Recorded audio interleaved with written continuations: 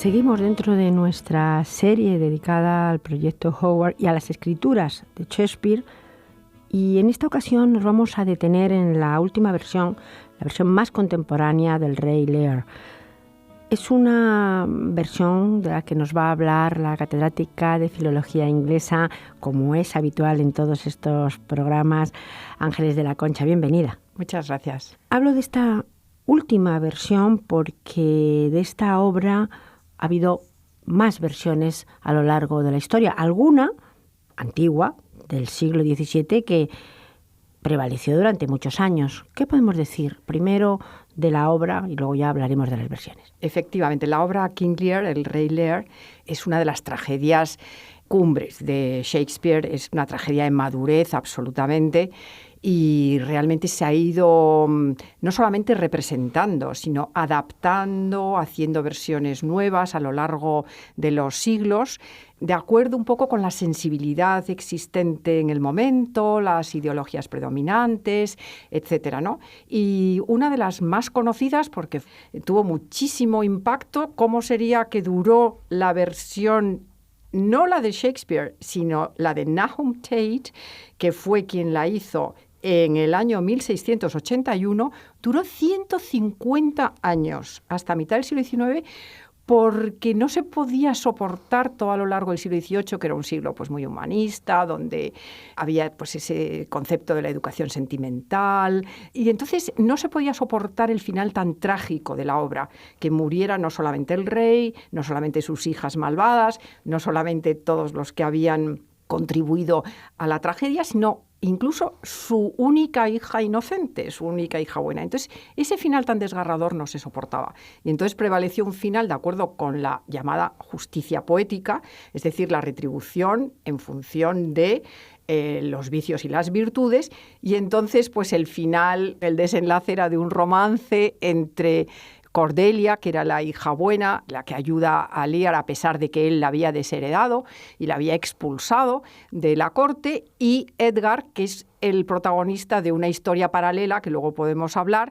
Y entonces, pues al final, después de todo el drama, pues el rey no muere, sino que recupera su trono, y luego le suceden en el trono la pareja de su hija y Edgar. Esta es la versión teatral, como nos está diciendo, de Tate, que duró estos 150 años. Sí. Pero a mí, antes de empezar a hablar de las distintas versiones y sobre todo de esta última versión más contemporánea en la que nos vamos a centrar, como ya se han desgajado algunas cuestiones sobre lo que escribió Shakespeare, podemos contar un poquito el argumento, porque es un argumento verdaderamente trágico y además un argumento de alguien que se equivoca de principio a fin. En realidad el argumento es muy simple, porque el argumento es un rey que está se le aproxima la vejez, entonces piensa que, bueno, que ha llegado la hora de disfrutar, le gusta mucho la caza, de disfrutar de la caza, del festejo con su cortejo, y decide que tiene 3 hijas y que va a repartir el reino entre sus 3 hijas,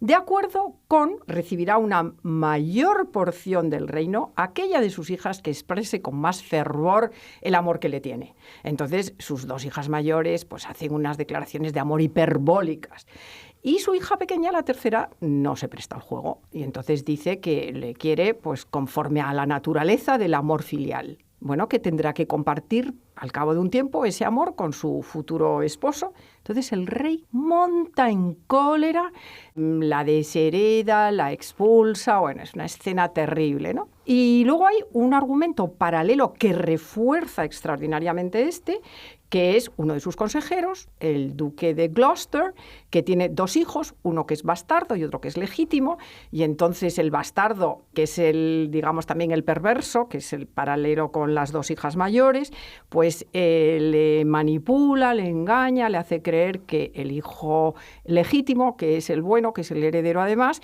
pues que maquina contra él y que en realidad está conspirando contra él. Entonces él se lo cree, igual que Lear, no atiende a razones, se lo cree, y entonces, bueno, pues el hijo tiene que huir porque el rey le persigue para matarle, junto con su hijo bastardo. Entonces, es el mismo argumento, o muy parecido, que se refuerza uno al otro. Entonces, lo que es interesante es ver en nuestros tiempos cómo se puede adaptar a la mentalidad, la situación, las ideas contemporáneas, ese esqueleto, esa idea tan básica, ¿no? Porque evidentemente luego las hijas mayores, cuando se ven en posesión del reino, lo que hacen es prescindir de su padre. Y el padre no puede creer lo que le está ocurriendo, que le hayan despojado de verdad de todo su poder, de todas sus atribuciones, monta en cólera, tiene un acceso de ira tremendo, se va en mitad de una tormenta, huye, sus hijas entonces le persiguen para que no pueda volver a recuperar su corona, y en fin, ya es una serie de peripecias y tal, hasta el final en que, bueno, la tragedia de Shakespeare es tremenda, porque acaban todos pues muy mal, ¿no? Pero empieza quizá por la vanidad, porque cuando estoy oyendo hablar, lo que primero me viene a la cabeza es, bueno, la vanidad del rey es la que hace eso que pide a sus hijas, que en realidad es simplemente que le den, aunque sea mentira, Mira, con palabras. Lo interesante de esta tragedia, que es el elemento nuclear de toda tragedia auténtica, es que el protagonista, el héroe, siempre tiene un defecto, algo que le ciega. Y aunque luego intente redimirse y a lo mejor lo consiga y haya una experiencia de sufrimiento, de autoconocimiento, de catarsis, pues el final es trágico. Y entonces, en esta tragedia, a mí lo que me gusta es que precisamente Lear es un ser humano lleno de contradicciones, es un monarca como tipo corte medieval, es un monarca autócrata, déspota, caprichoso, no atiende a razones, maltrata a sus consejeros, a los que también despacha sin miramientos cuando le hacen reflexionar sobre el disparate que va a cometer. Y entonces tiene que sufrir para que se le caiga la venda de los ojos, para ver, para conocerse a sí mismo que no se conocía, para conocer de verdad a sus hijas, quiénes eran las que de verdad le querían o no, o quiénes le estaban engañando. Y entonces el rey atraviesa por todo eso. Es una tragedia de sufrimiento y de redención. Y entonces, ¿hasta dónde tiene que llegar el ser humano para poder redimirse? ¿Hasta qué extremos de sufrimiento tienes que pasar para que se te despierte la empatía, para que entiendas el sufrimiento de los demás? Entonces, es una obra trágica de verdad, porque es la contradicción del ser humano. Y es una obra que en la actualidad está representándose en el teatro nada menos que por Glenda Jackson. Bueno, pues fíjate qué interesante. Yo creo que también es un poco el efecto del Me Too. En este momento se está representando en Broadway y la está representando Glenda Jackson, está haciendo el papel del rey Lear. Glenda Jackson tiene 82 años.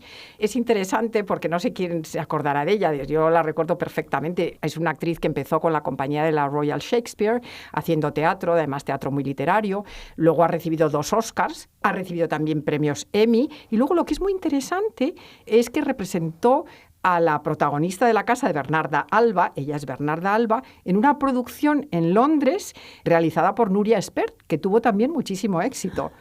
Por lo tanto, esta obra en el teatro, pero si nos vamos ahora un poco a las distintas novelas que sobre el tema se han hecho para luego llegar enseguida a la que nos va a ocupar.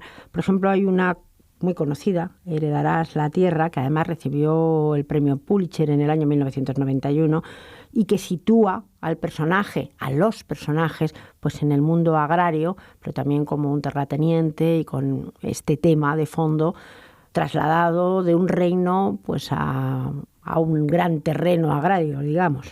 Mira, es una versión interesantísima y dices con razón que le dieron el Pulitzer precisamente por lo original y por lo interesante. Hay un tema en la obra de Shakespeare que es la caracterización como a trazo grueso de las 2 hijas mayores. Son tan malas, tan perversas, tan horrendas, que es que verdaderamente son como el conjunto de todos los males. Y quien inicia esa caracterización es su propio padre, que las sexualiza bárbaramente.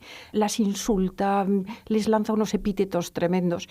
Y entonces Jane Smiley lo que hace es cambiar la focalización. Y en vez de centrarse, como lo hace Shakespeare, de una manera tan exclusiva, digamos, porque el único que está realmente caracterizado, el único que evoluciona, el único que cambia en esa obra es el rey. Bueno, pues Jane Smiley, en cambio, lo que hace es focalizarlo a través de la hija mayor y entonces ver por qué esa sexualización del padre tan salvaje, por qué una hija que va contra su padre de esa manera. Y entonces ella lo que hace es un estudio muy freudiano, muy lacaniano de los personajes y entonces cuenta la versión desde la óptica de la hija y entonces como una hija sin madre, una hija que ha sufrido abusos sexuales por parte del padre. Entonces, no lo recuerda y poco a poco lo va recordando, va saliendo, no quiere que a su hermana le ocurra lo mismo. Y entonces, claro, cambia la versión por completo, basándose además en esa sexualización tan salvaje que hace el rey Lear de sus propias hijas, que hace que cuando nos lleguen los horrores que cometen, pues que estemos predispuestos a aceptarlos, ¿no? Y en cambio, pues claro, esta versión es muy importante porque aporta algo muy nuevo, aporta unas teorías freudianas, aporta el tema del abuso sexual, que ha sido lo más escondido, lo más silenciado que ha habido siempre, y cómo sale a la luz y cómo justifica esa, digamos, esa relación tan tremenda, tan imposible dentro de la familia. Y dando un salto, si vamos ya al escritor encargado de la versión por la editorial Howard. ¿Quién es este escritor? Es un escritor muy conocido que yo creo que en el anterior programa hablamos ya de él, porque hablamos sobre todo cómo es el autor de Patrick Melrose. La serie de Patrick Melrose. Sí, son 5 novelas. Es una serie, me parece que ya lo comentamos, que es semi-autobiográfica, está muy basada en su propia realidad, que está también traducida al español y está agrupada en español en 2 volúmenes. Uno se llama El padre y el otro se llama La madre, precisamente por esas relaciones tan conflictivas. No hemos dicho el nombre del autor. Edward St. Aubyn. Y la novela que le escribe sobre esta versión nueva del Rey Lear se llama Dunbar. Lo que es interesante es que este escritor, que él sufrió precisamente abusos sexuales por parte de su padre, sin embargo, evita esa versión, no lo menciona para nada, que es la versión que exploraba Jane Smiley. Entonces, él lo que va a hacer es una versión muy interesante, porque lo que hace es fusionar personajes de manera que cobre la obra pues más realismo y más verosimilitud para nosotros hoy. Entonces, pues tenemos el rey y el rey se mezcla la experiencia del rey con la experiencia de su consejero, el conde Gloucester, que sufrió también la persecución por parte de las hijas del rey para que confesara a dónde había huido el rey, cuando el rey se va desesperado, impotente, lleno de rabia porque sus hijas se niegan a acogerle en su palacio, en su corte, ya cuando una vez que el rey les ha distribuido el reino, entonces empiezan los problemas y el rey se encuentra absolutamente desposeído, y entonces él funde la experiencia de los dos y hace un personaje pues muy dramático hoy día. Luego a mí lo que me parece muy interesante es que St. Aubyn es un prosista fantástico. Entonces, igual que en sus novelas autobiográficas había muchas referencias al rey Lear, precisamente por esa familia disfuncional que él había sufrido, pues en esta novela hay también muchas alusiones a King Lear, pero no solo alusiones, sino que retoma esas frases como icónicas de la tragedia que todo el mundo que la ha visto o que la ha leído recuerda, ¿no? Como dice que la indiferencia de los dioses, que son como niños, que se divierten matando moscas, que los dioses a él no le escuchan, se divierten en herirle, en dejarle que le hieran, ¿no?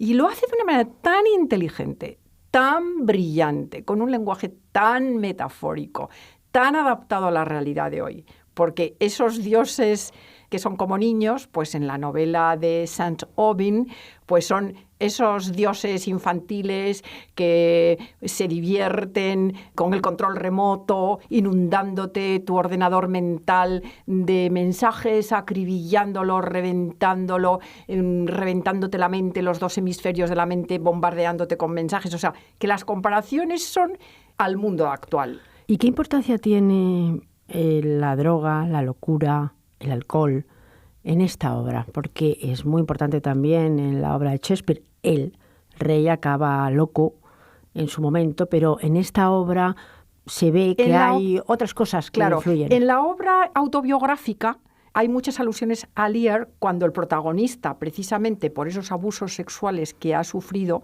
cae en la adicción a la droga, al alcohol, pierdes la cabeza con estas alucinaciones tremendas producto de la adicción a la droga, ¿no? Y entonces hay alusiones al rey Lear cuando el rey Lear pierde la cabeza.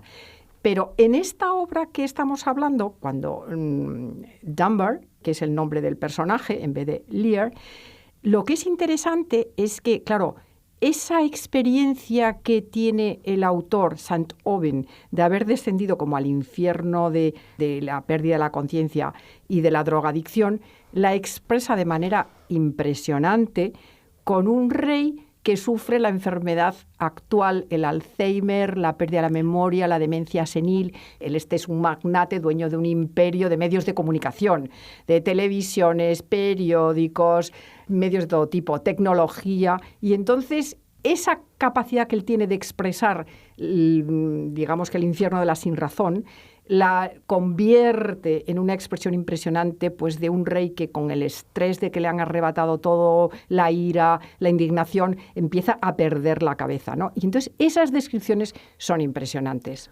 Ya hemos hablado de la calidad literaria del autor, además como prosista importantísimo, pero muy brevemente, ¿cómo encaja esto en el proyecto Howard? ¿Qué características tiene que le unen precisamente a todo lo demás, a esta petición de hacer esta reescritura de Shakespeare? Este proyecto lo que trata es de ver cómo una tragedia que es universal por su calidad literaria, cómo se escribiría hoy día. ¿Qué peripecias serían equivalentes a las del momento? Y esto lo hace genial Edward Saint-Oben, porque en vez de un monarca autoritario, pues es un magnate de un imperio audiovisual, una multinacional de los medios, con poder para destruir reputaciones, para cerrar cadenas de televisión porque le estorban ideológicamente o por lo que sea, al servicio de intereses bastardos, digamos, ¿no? Y entonces, ya te digo, las comparaciones son fantásticas porque son comparaciones pues con una astronauta que se suelta de la nave y que va como girando locamente en su caída por el espacio. El rey se compara, ya te digo, cuando están esos accesos de rabia, de ira, de impotencia, pues en vez de ser un rey de corte medieval, te imaginas, ¿no?, lo que es un magnate al que se encuentre de repente reducido a la impotencia, ¿no?